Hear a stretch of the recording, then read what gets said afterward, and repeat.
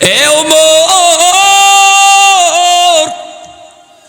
পিছনের জীবনের গুনাহগুলি যদি আল্লাহ নেকি দ্বারা পাল্টায়া দেয়, তাহলে তোমার নেকি আমি আবু বকরের চেয়ে অনেক অনেক গুণ বেশি। জোরে কোন সুবহানাল্লাহ। ওমর ফারুক রাদিয়াল্লাহু তাআলা আনহু চুপ হয়ে গেলেন, কথা বলতে পারেন না। কারণ আবু বকর যা বলেছেন তা তো কোরআনের আয়াত দিয়া বলেছেন, আল্লাহর ভাষা তিনি ব্যক্ত করেছেন। অতএব কথাটা তো আবু বকরের নয়, কথাটা হলো আল্লাহর। আল্লাহ যে বলেছেন বান্দা যখন তওবা করে ঈমান আনে তারপরে আমল করে, আমি আল্লাহ তার পিছনের সব গুনাহ মাফ করে দিই। তওবার কারণে আল্লাহ পাক গুনাহগুলিকে নেকি দ্বারা পাল্টায় দেয় রে যুবক। তওবার কারণে আল্লাহ গুনাহকে নেকি দ্বারা পাল্টায় দেয়। এই কথা আল্লাহর কথা। ওমর চুপ হয়ে গেলেন, কথা তো ঠিক। আবু বকরের কথা যদি ঠিক হয় তাহলে আমি ওমরের পিছনের জীবনের গুনাহগুলি আল্লাহ নেকি দ্বারা বদলায় দিছে। হযরত ওমর ডাক দিয়া কয়, আবু বকর, এত কিছু বুঝি না ভাই, আমি এত কিছু বুঝি না, আমি সহজ সরল মানুষ। ও আবু বকর, যা বলেছো ঠিক বলেছো, তবে আমি আপনাকে বলতে চাই, আমি ওমরের জীবনের সব নেকি আপনি নিয়ে যান, আর আপনার এক রাতের আমল আমারে দিয়া দেন। সুবহানাল্লাহ। এত কিছু বুঝি না, আমি ওমরের আমল যদি তোমার চেয়ে বেশি হয়, তাহলে আমি ওমরের গোটা জীবনের আমল তোমারে দিয়া দিলাম, তোমার এক রাতের আমল আমাকে দিয়া দাও। আবু বকর কই, কোন রাত? ওমর কই, যেই রাতে আমার নবীর নিয়ে হিজরত করছো। সুবহানাল্লাহ। জোরে কই, যেই রাতে আমার নবীর নিয়ে তুমি হিজরত করছো, ওই রাতের একটা রাতের আমল আমি ওমরকে তুমি দিয়ে দিবানি, বিনিময়ে আমি ওমর আমার জীবনের সবগুলি আমল তোমাকে দিয়ে দিব। এমনি আবু বকর সিদ্দিক রাদিয়াল্লাহু তাআলা আনহু কয়, ওমর রে ভাই ওমর, ওই রাতের আমল আমার কি পরিমাণ আমি আবু বকর ভালো করে জানি না। চলো মায়ার নবীর কাছে যাই, নবীকে যাই জিজ্ঞেস করি, আমি যদি দেই তাহলে আমি টকবো না জিতবো। আমার নবীর কাছ থেকে পরামর্শ নে। দুজন আল্লাহর নবীর কাছে চলে আসলেন। বদলা বদলি হইতো, আমল বদলা বদলি হইতো। বুঝে আইছে? আমল বদলা বদলি হবে। আল্লাহর নবীর কাছে আবু বকর আর হযরত ওমর ফারুক রাদিয়াল্লাহু তাআলা আনহুমা দুজন এসে হাজির। আবু বকর সিদ্দিক বলেন, ইয়া রাসূলুল্লাহ, জটিল মামলা।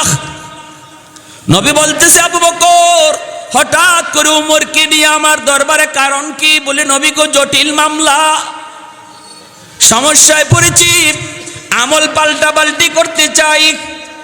নবী বলে, কিসের পাল্টা পাল্টি? আবু বকর সিদ্দিক রাদিয়াল্লাহু তাআলা আনহু বলেন, নবী গো, ওমর তার জীবনের সব নেকি আমাকে দিয়ে দিতে চায়, বিনিময়ে আমার এক রাতের নেকি নিতে চায়। আল্লাহর নবী তখন বলেন, আবু বকর, কোন রাতের নেকি ওমর তোমার নিতে চায়? আল্লাহর নবী তখন জিজ্ঞেস করা মাত্রই আবু বকর কয়, নবী গো, ওই রাতটা হলো হিজরতের রাত, যেই রাতে আমি আপনাকে নিয়ে হিজরতের উদ্দেশ্যে আমার ঘর থেকে বের হয়েছিলাম, গাড়ে সুরে আপনাকে নিয়ে, আপনাকে আমার পিঠে আমি বহন করে পাহাড়ের উপরে নিয়ে উঠছিলাম। সাপের কামড় আমি আবু বকর খাইছি, তবু আপনার গায়ে লাগতে দেই নাই। আমার কাপড় চোপড় সব কিছু দিয়া গর্তের মুখ বন্ধ করেছি, একটা গর্তের মুখ বন্ধ করা সম্ভব হয় নাই, একটা গর্তের মুখ বন্ধ করা সম্ভব হয় নাই। কাপড় আমার শেষ, পা দিয়া গর্তের মুখটা আমি আটকায় রাখছিলাম, আর ওই গর্ত থেকে সাপ আমার পায়ে কামড় দিয়েছিল, বিষাক্ত সাপ। বিষের যন্ত্রণায় আমার চোখ থেকে এক ফোঁটা পানি পড়ছিল আপনার গালে। আপনার গাল মোবারকে চোখের পানির ফোঁটা পড়া মাত্রই আপনার ঘুম ভেঙেছিল। ওগো নবীজি, আপনার মুখের তুতুতে আমার সেই বিষাক্ত সাপের বিষ আল্লাহ পানি করে দিয়েছিলেন। যেরকম সুবহানাল্লাহ। ওই রাত যেই রাতের অপেক্ষায় আমি আবু বকর 40 দিন পর্যন্ত ঘুমাই নাই। দরজার পাশে অপেক্ষায় ছিলাম কখন আমার নবী আমাকে ডাক দেন। ওই রাতের অপেক্ষায় 40 দিন 40 রাত আমি দরজার পাশে দাঁড়ায় দাঁড়ায় মায়ার নবীর অপেক্ষা করেছি। ওই রাতের আমল উমর নিতে চায়, আর উমরের জিন্দেগির আমল আমাকে দিতে চায়। আল্লাহ নবী রহমতের নবী বলেন, আবু বকর, বদলাইবা কি বদলাইবা না, পাল্টাইবা কি পাল্টাইবা না, আমি নবী জানি না। এটা তোমার বুঝ, এটা তোমাদের সিদ্ধান্ত, এটা তোমার একক সিদ্ধান্ত।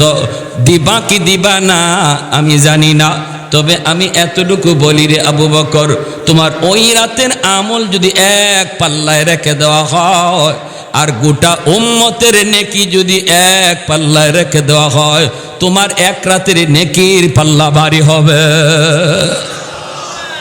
সুবহানাল্লাহ। আলহামদুলিল্লাহিল্লাযী হাদানা লিহাযা ওয়া মা কুন্না লিনাহতাদিয়া লাউলা আন হাদানাল্লাহ। লাকাদ জাআত রুসুলু রাব্বিনা বিল হক। রব্বানা যালামনা আনফুসানা ওয়া ইন লাম তাগফির লানা ওয়া তারহামনা লানাকুনান্না মিনাল খাসিরিন। রব্বিরহামহুমা কামা রব্বায়ানি সগীরা। রব্বিরহামহুমা কামা রব্বায়ানা সগীরা। ইয়া আরহামার রাহিমিন, ইয়া আকরামাল আকরামিন, ইয়া রাহিমাল মাসাকিন, আসআলুকা মাসআলাতাল মিসকিন। আয় আল্লাহ, তোমার নাম রহমান, তোমার নাম রহিম। আয় আল্লাহ, আমরা এখানে হাজির হয়েছি, একত্রিত হয়েছি একমাত্র তুমি মাওলাকে রাজি আর খুশি করার জন্য।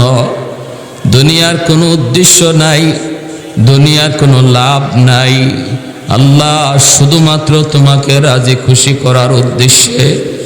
আল্লাহ, আমাদের আমলখানা যদি তোমার দরবারে পছন্দনীয় হয়, এর উসিলায় আমাদের জীবনের সব গুনাহ খাতাগুলি মাফ করিয়া দাও। আল্লাহ, গুনার দিকে তাকাইলে আমরা নিরাশ হয়ে যাই গো মাওলা।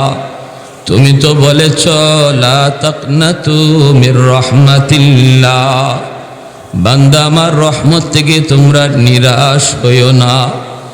আয় আল্লাহ, আমাদেরকে নিরাশ না কইরা আল্লাহ আমাদের আজকের বসাকে উসিলা বানাইয়া প্রত্যেকের জীবনের সমস্ত গুনাহ খাতাগুলি মাফ করিয়া দাও। মাওলা করিম, জানি না গো মাওলা, কার জানি আদরের মা নাই, কার জানি আদরের বাবা দুনিয়ায় নাই। আল্লাহ, সন্তান মা হারাইয়া, বাবা হারাইয়া তোমার দরবারে হাত দুইটা বাড়াইয়া দিছে। আয় মালিক, বহু সন্তান মার পক্ষ থেকে হাত বাড়াইছে, বাবার পক্ষ থেকে হাত উঠাইছে।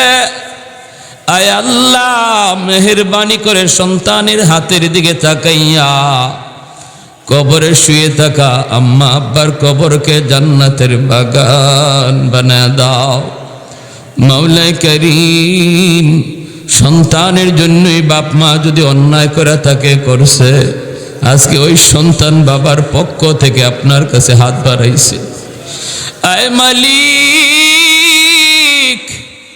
মার যদি কোনো অন্যায় হয়ে থাকে সেটাও সন্তানের কারণে গো মালিক। সন্তান তোমার দরবারে মার পক্ষ থেকে হাত উঠাইছে। আল্লাহ, মেহেরবানি করে আম্মা আব্বার কবরকে জান্নাতের বাগান বানাও। মাওলা, আদরের দাদা দাদি, নানা নানি, শ্বশুর শাশুড়ি, বিবি বাচ্চা ভাই বোন যত মায়ার মানুষ অন্ধকার কবরে শুয়ে আছে, আল্লাহ মেহেরবানি করে প্রত্যেকের কবরকে জান্নাতের বাগিচা বানায় দাও। আয় আল্লাহ, আমাদের ডাইনে বামে সামনে পিছনে যত আপনজন প্রিয়জন কবরে চলে গেছে, আল্লাহ সবাইরে মাফ করো। আল্লাহ আমাদের আম্মা আব্বা যাদের জীবিত হায়াতে বরকত দাও, বিবি বাচ্চা ভাই বেরাদের হায়াতে বরকত দাও। আল্লাহ সন্তানগুলিকে নেককার বানাও। আল্লাহ আমাদের সন্তানগুলিকে নেককার দিনদার নামাজি সন্তান বানাও। দুনিয়ার ফিতনা ফাসাদ থেকে আমাদের আওলাদকে হেফাজত করো। আয় আল্লাহ, সন্তানকে আলেম বানাও, হাফেজে কোরআন বানাও। মাওলাই করিম, যারা অসুস্থ আছে সুস্থ করে দাও, যারা পেরেশানিতে আছে আল্লাহ পেরেশানি দূর করে দাও, যারা সমস্যা আছে আল্লাহ সমস্যা দূর করে দাও, মুশকিলাতগুলি আসান করে দাও। আয় আল্লাহ, আমাদের পক্ষ থেকে লক্ষ কোটি দরুদ সালাম সোনার মদিনায় পৌঁছায় দাও। আমাদের আজকের এই মাহফিলকে কবুল ফরমাও। আয় আল্লাহ, গোটা এলাকার জন্য এই মাহফিলকে হেদায়েতের উসিলা বানাও। সাল্লাল্লাহু তাআলা আলা খাইরি খালকিহি মুহাম্মদ ওয়া আলা আলিহি ওয়া আসহাবিহি আজমাইন। আমিন আমিন বিরহমাতিকা ইয়া আরহামার রাহিমিন।